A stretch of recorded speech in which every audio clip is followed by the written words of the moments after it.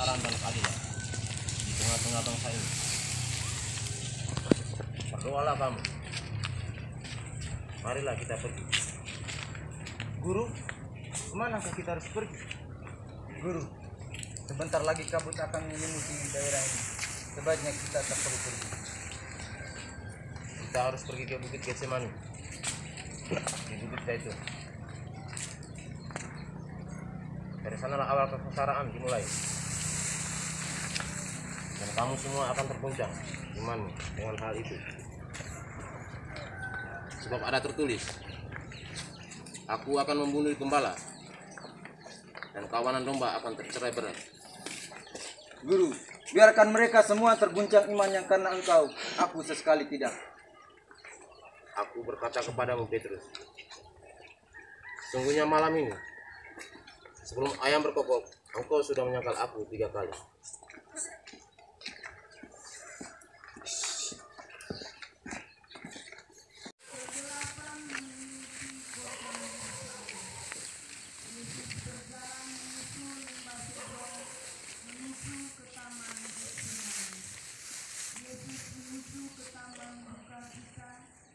Untuk memperbaiki lagi dosa yang kejadian bersejarah yang sedang berlangsung di Taman Getsemani. Kesengsaraan Tuhan telah dimulai. Yesus masuk ke taman itu dengan membawa Petrus dan kedua anak Zebedeus. Adapun Yudas yang mengkhianati Yesus,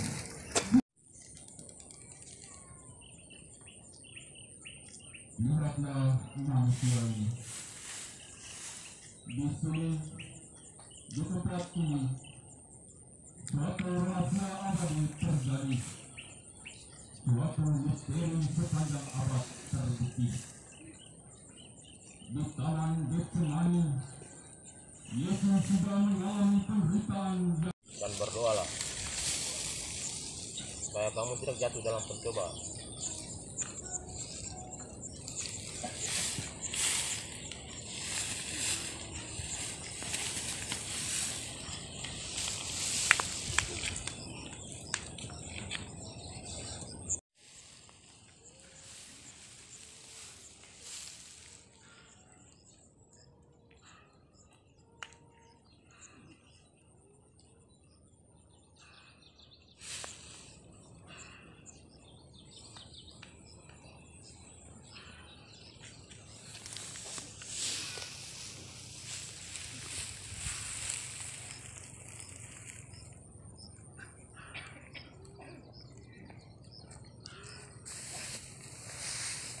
Jiwaku sedih hingga memati rasanya. Ya Bapa, aku berdoa kepadamu, jikalau boleh, biarlah piala ini lalu daripadaku.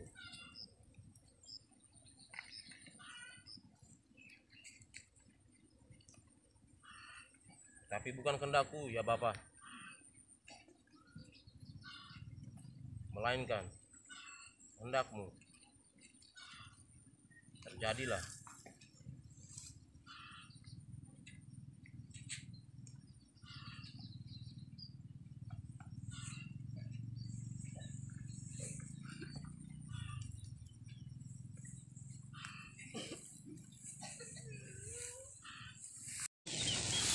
Yohanes, Yakobus,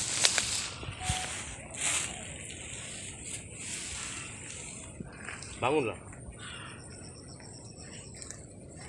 Memang bebanmu berat, tapi tidak sanggupkah kamu berjaga bersama aku untuk 1 jam saja? Roh memang kuat, tapi daging lemah. Kini waktunya sudah tiba. Bangunlah, orang yang menyerahkan aku sudah datang.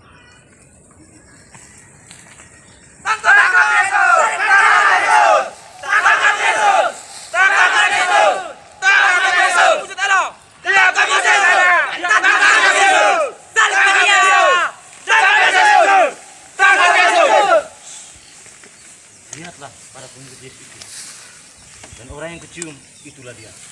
Bawalah dia dengan selamat. Ada apa ini? Mengapa ribut-ribut? Putra manusia akan diserahkan ke tangan orang berdosa.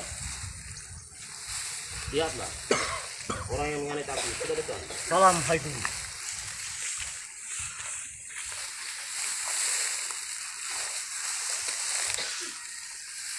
Hai sahabat, untuk ini engkau datang. Yuda, engkau menyerahkan anak manusia dengan ciuman. Betapa kejamnya engkau jika tidak dilahirkan ke dunia ini.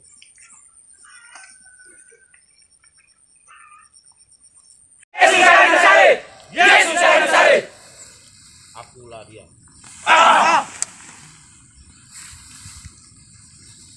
Bangunlah.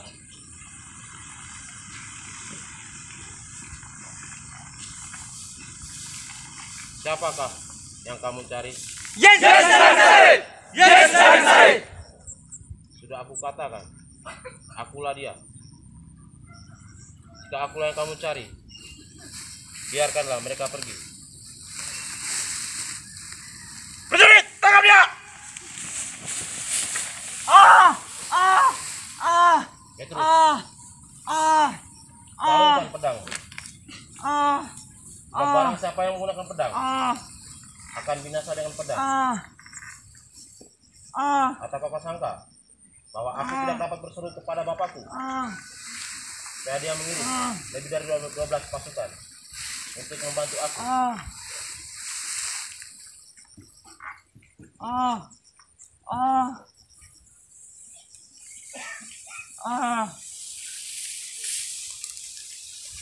Bangun. Sangkamu aku ini penyamun, sehingga kamu datang lengkap dengan pedang dan pentungan. Padahal tiap-tiap hari aku bersamamu di bait Allah, dan kamu tidak menangkap aku.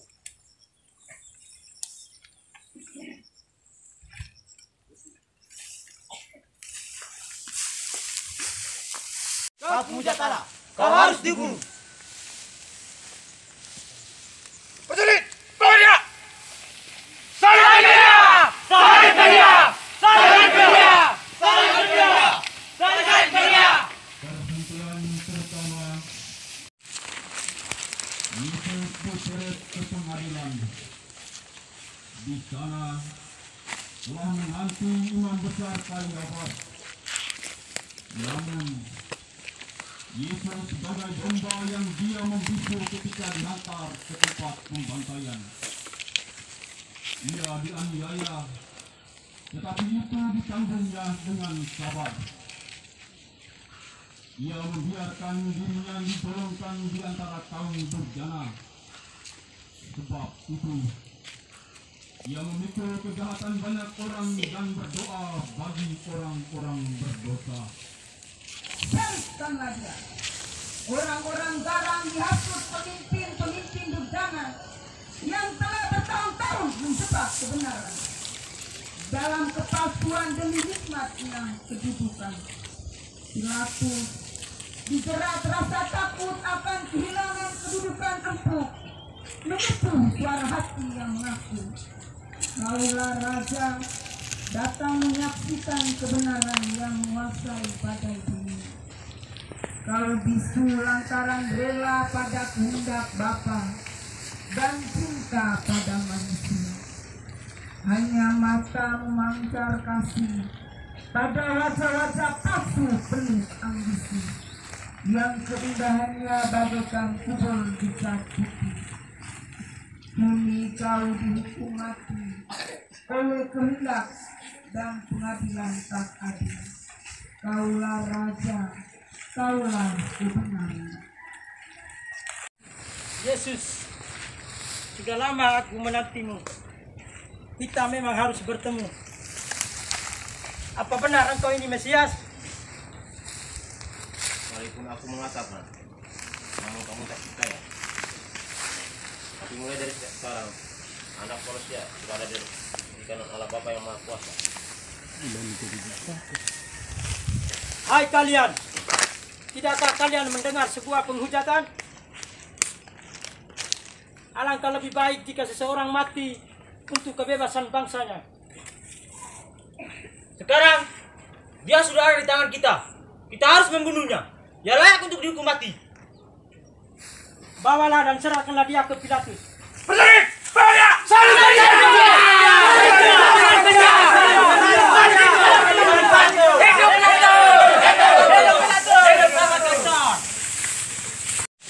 Apa tuduhanmu tentang orang ini?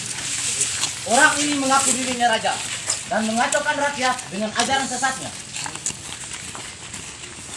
Tidakkah engkau dengar betapa banyaknya tuduhan itu terhadapku? Apakah engkau ini raja? Apakah kamu mengatakan hal itu dari hatimu? Kamu dengar dari orang lain tentang aku? Sangkamu aku ini orang Yahudi? Orang-orangmu sendirilah yang menyerahkan engkau terhadap aku. Apa yang sudah kau perbuat? Kerajaanku bukan dari sini. Jika kerajaanku dari sini, pasti hamba-hambaku datang melawan, agar saya tidak diserahkan ke tangan-tangan orang berdosa. Akan tetapi, kerajaanku bukan dari sini. Jadi, engkau adalah raja. Engkau sendiri yang mengatakan, akulah raja. Siapa yang kalian kehendaki supaya aku membebaskan bagi kalian? Barabas atau Yesus yang kalian sebut Kristus ini? Barabas! Bebaskan Barabas kami! Jikalau demikian, apa yang kalian kehendaki supaya aku berbuat sesuatu terhadap Yesus yang kalian sebut Kristus ini? Salibkan dia! Salibkan dia! Bebaskan Barabas kami! Apa yang telah engkau ajarkan? Apakah engkau sungguh-sungguh raja orang Yahudi? Tidak, tidak. Penguasa kami hanyalah Kaisar. Dia ini penghasut, penghujat. Dia harus dihukum mati. Jika Tuhan membebaskan dia, Tuhan bukanlah sahabat Kaisar. Orang ini mengaku dirinya raja dan mengacaukan rakyat dengan ajaran sesatnya. Orang apakah dia ini? Orang Galilea. Orang Galilea. Kebetulan Herodes berada di kota ini. Bawa dia ke Herodes.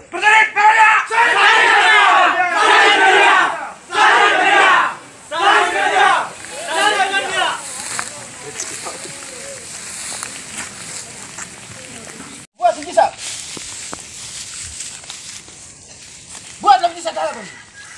Woi, bangsa bicara. Apa yang bicara? Kita bicara. Salam, Raja orang Yahudi.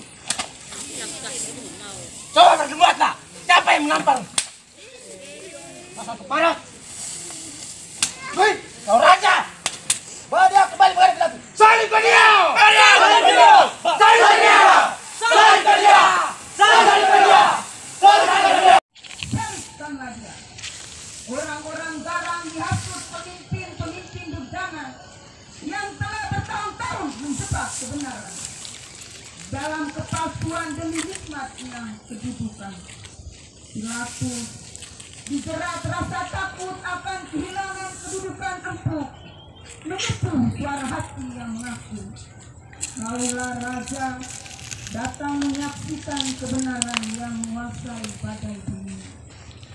Kau bisu lantaran rela pada kehendak Bapa dan cinta pada manusia.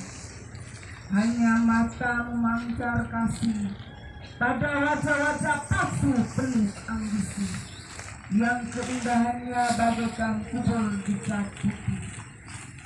Kini kau dihukum mati oleh kehendak dan pengadilan tak adil. Kaulah raja, kaulah kebenaran.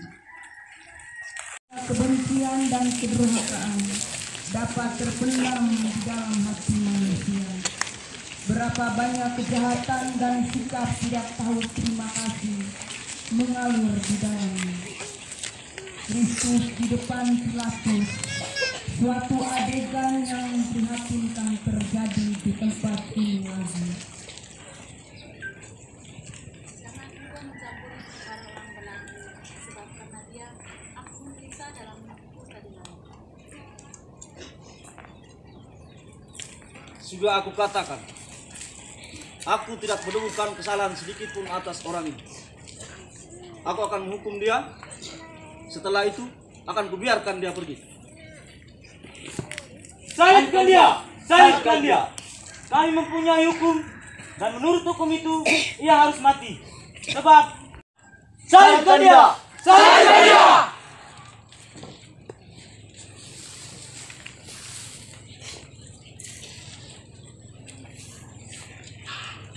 Lihatlah, aku tidak bertanggung jawab atas darah orang ini. Adilnya dia sesuai dengan hukum kalian.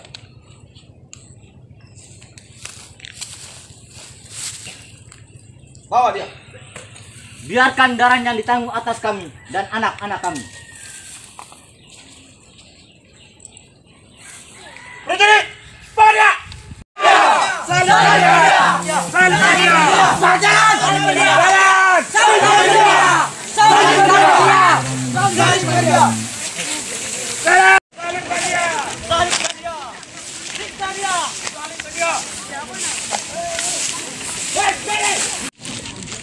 Salam, hai raja orang Yahudi. Prajurit, ambil kejarnya. Cepat! Cepat!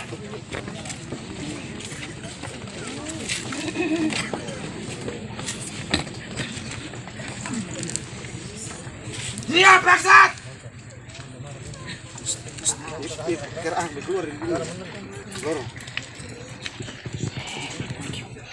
Dengan penuh kerelaan, Yesus mengulurkan tangannya dan menerima salib yang berat itu. Ia hanya berdiam diri, tetapi berteguh hati untuk menerima keputusan yang tidak adil itu. Betapa kita kerap kali merasa tidak senang, bahkan mengeluh, bila suatu saat kita mendapat salib kecil dalam kehidupan kita. Semisal penyakit, kegagalan dalam studi, kegagalan dalam pekerjaan, dalam bercinta, kesalahpahaman dalam pergaulan, serta kemiskinan materi. Bukankah Yesus pernah bersabda, "Barang siapa ingin menjadi muridku, ia harus benar menyangkal diri, serta memanggul salibnya setiap hari dan mengikuti aku." Betapa sering kita melarikan diri dari resiko hidup ini. Lebih sering kita mencari suatu dalam kenikmatan daging daripada harus berkeringat dan berjuang dengan tabah hati. Marilah berdoa. Ya Yesus, jadikanlah kami hamba dan pengikut-Mu yang setia, terutama tenaga dan pengorbanan kami yang sangat dibutuhkan bagi gereja, keluarga, dan masyarakat kami. Kuatkanlah niat dan keberanian kami untuk tidak melarikan diri dari tanggung jawab yang harus kami pikul.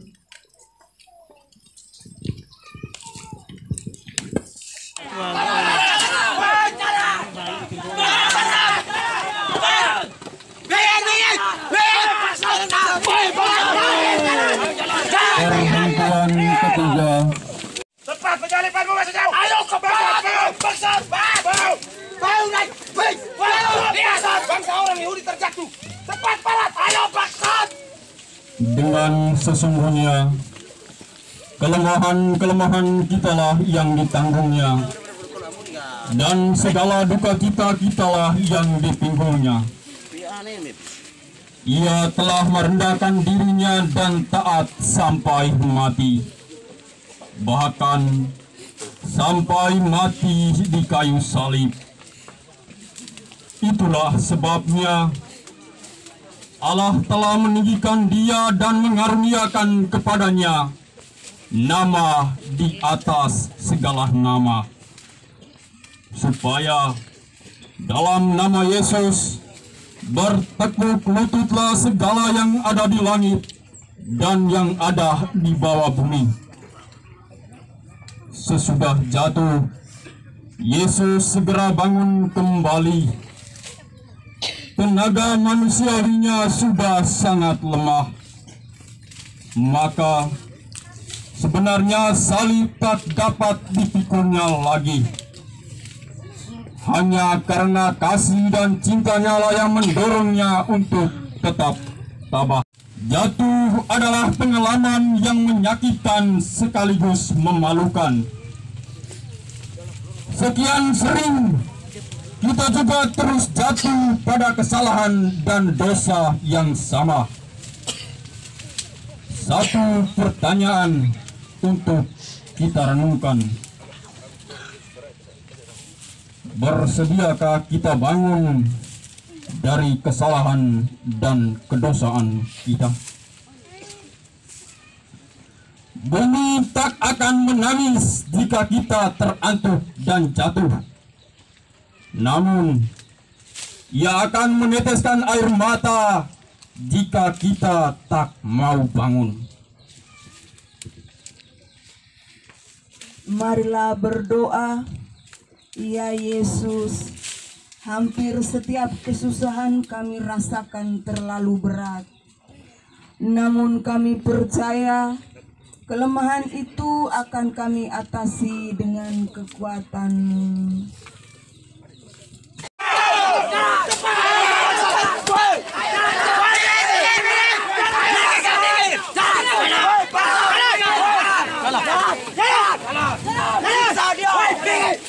Perhentian keempat.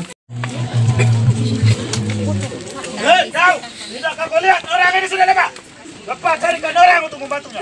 Siap! Cepat! Hei, kau siapa namamu? Tuan, Simon Tuan. Cepat bantu orang ini untuk meminggu salib. Tapi Tuan, Hei, kamu letak saya, hei!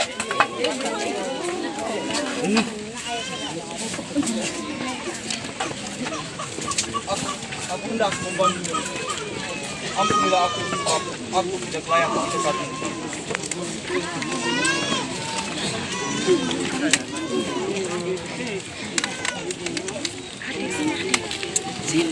Perbuatannya sangat sekali.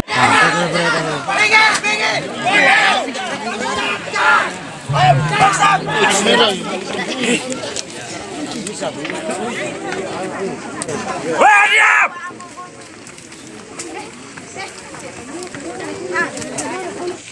Veronica mengusapi wajah Yesus yang dicucuri keringat bercampur darah.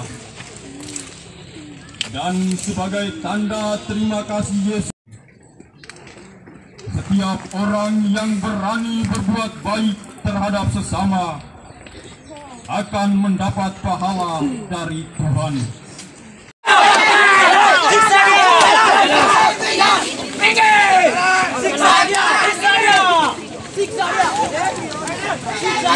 Hancuran ketujuh.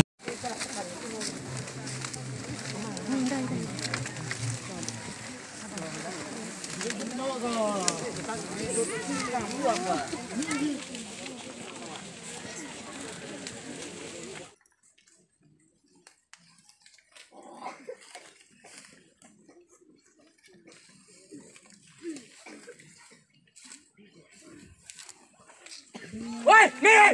Nih! Nih!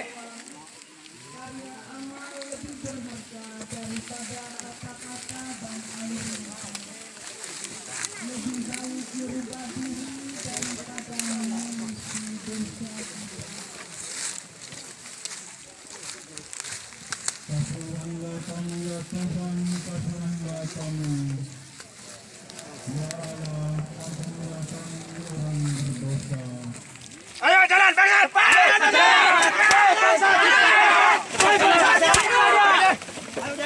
Siksa dia!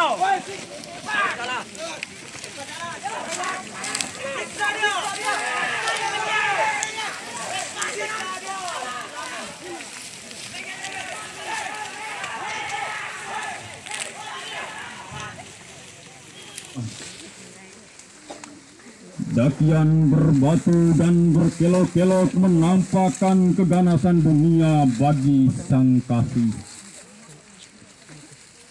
Dapat dipahami mengapa Yesus dapat jatuh sampai 3 kali. Yesus yang telah lemah karena tidak tidur semalaman, didera dan diseret kemana-mana, harus menempuh perjalanan yang begitu berat. Yesus harus menjalankan semuanya itu dengan satu hal: kasih. Dan Yesus pun jatuh lagi untuk ketiga kalinya. Namun, ia tetap bangkit dan berdiri untuk melanjutkan perjalanannya. Ia harus terus berjuang untuk mencapai tujuan. Maka, dalam kehidupan, ketika kita menghadapi berbagai tantangan zaman, sebagai pengikut Kristus yang perkasa, kita tidak boleh pernah menyerah sekalipun harus jatuh bangun.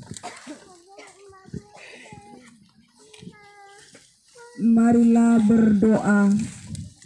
Tuhan Yesus, karena kasih-Mu kepada Bapa dan kepada kami, Engkau harus menderita hingga jatuh berulang-ulang. Anugerahkanlah roh kekuatan kepada kami, agar kami mampu bangkit dari kelemahan kami untuk terus berjuang menerjang tantangan hidup ini.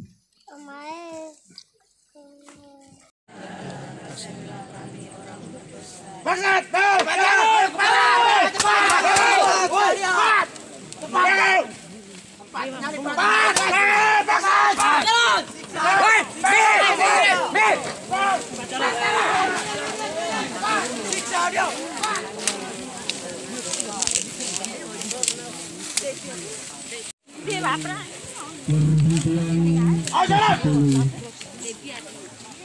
Pakaian Yesus ditanggalkan.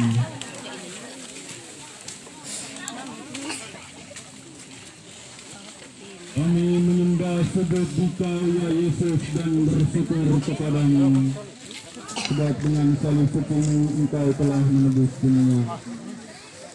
Woi, nih, salam hai raja orang Yahudi. Akhirnya tibalah. Ini merupakan saat yang paling memalukan. Dia ditelanjangi di depan umum. Pribadinya yang luhur mulia direndahkan. Ia dicemoohkan. Penghinaan itu bahkan hanya menimpa tubuh, tetapi juga menggoyangkan kehormatan, wibawa, dan harga diri seorang yang harus dijaga.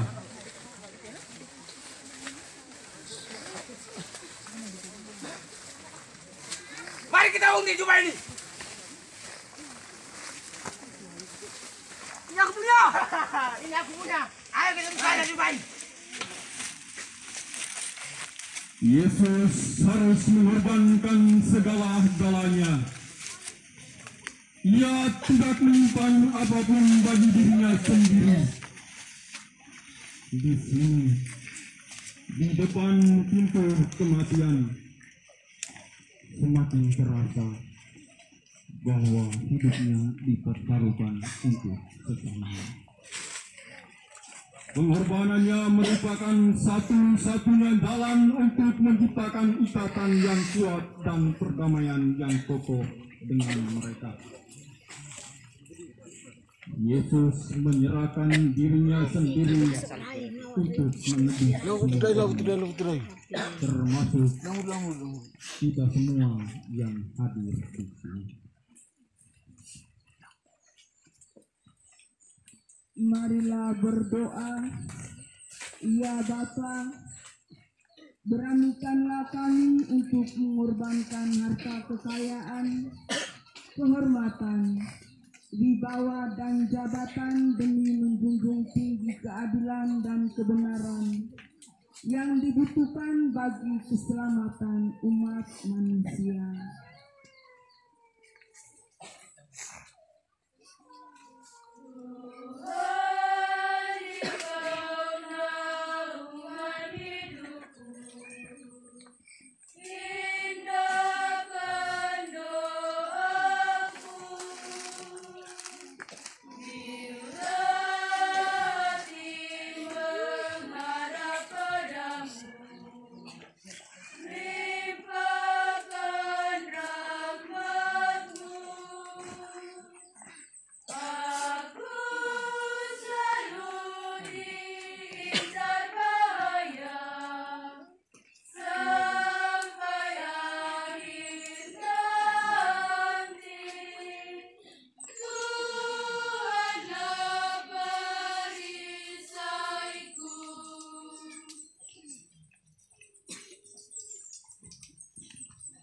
Kasihanilah kami ya Tuhan, kasihanilah kami.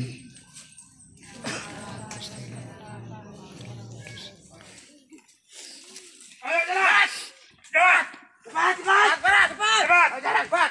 Terus. Cepat, jalan. Cepat, cepat. Jalan. Cepat, cepat. Jalan. Cepat. Cepat. Perhentian Yesus di kayu salib. Kami menyembah sebut Engkau ya Yesus dan bersyukur kepadamu, sebab dengan salib sucimu Engkau telah menebus dunia. Berdiri. Ambil kapaku dan palunya, cepat. Cepat.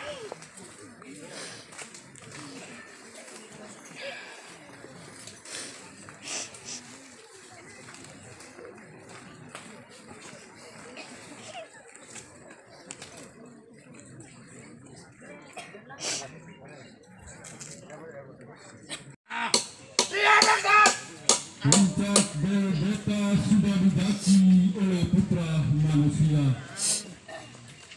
dan kini tiba saatnya dia akan dibantai di mimbar salib. Keringat bercucuran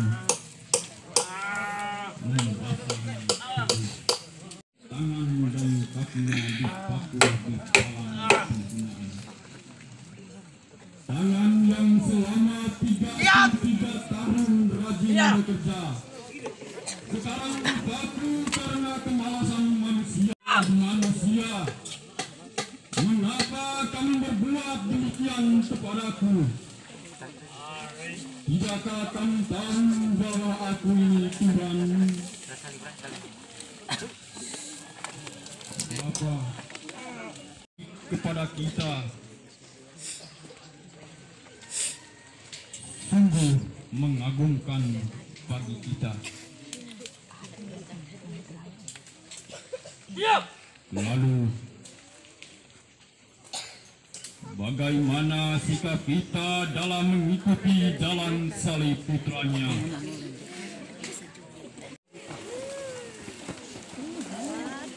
Ayo. Cepat. Ayo cepat.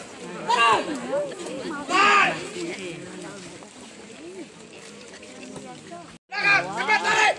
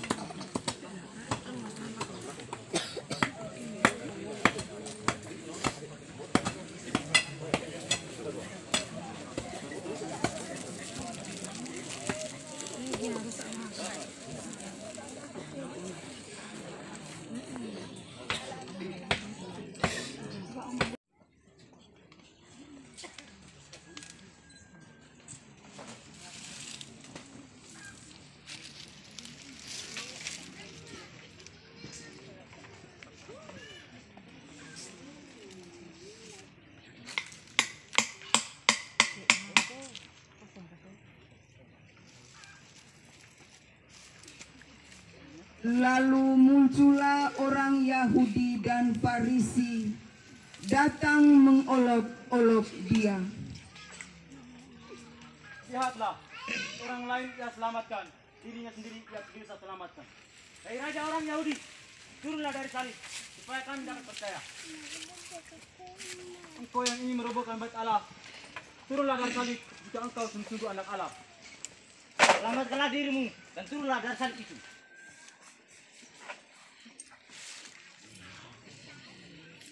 Ya Bapak, ampunilah mereka, sebab mereka tidak tahu apa yang mereka perbuat. Allahku, ya Allahku, mengapa Engkau meninggalkan aku? Ya Bapa,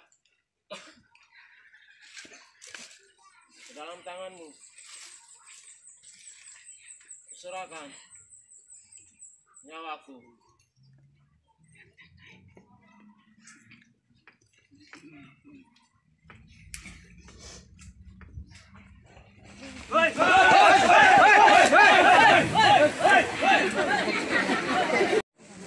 Ini salah kami, ini dosa kami. Kamilah yang telah meludahi mukanya, menampar tubuhnya, merobek jubahnya yang suci. Golgota, Golgota. Terukir dalam cinta tetes darah habiskan dosa, mengalir mengalun bersama geliatnya tubuhmu. Golgota, Golgota.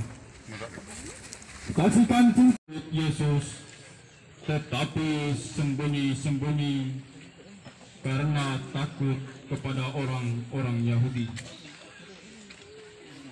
Ia meminta kepada Pilatus supaya ia diperbolehkan menurunkan jenazah Yesus. Nikodemus datang ke tempat itu. Dialah mula-mula datang waktu malam kepada Yesus. Ia membawa campuran minyak dan mur serta gaharu, kira-kira 50 kilo beratnya. Mereka mengambil jenazah Yesus dan mengafaninya dengan rempah-rempah menurut adat orang Yahudi. Di sini dibenarkan sabda Yesus bahwa benih yang ditanam harus mati dahulu agar dapat menghasilkan buah. Marilah berdoa. Ya Yesus, segala kesulitan kami merupakan juga benih yang suci, yang menghasilkan buah yang melimpah. Karena itu, berikanlah kemampuan kepada kami untuk memahami serta menemukan arti dari kesulitan-kesulitan hidup kami.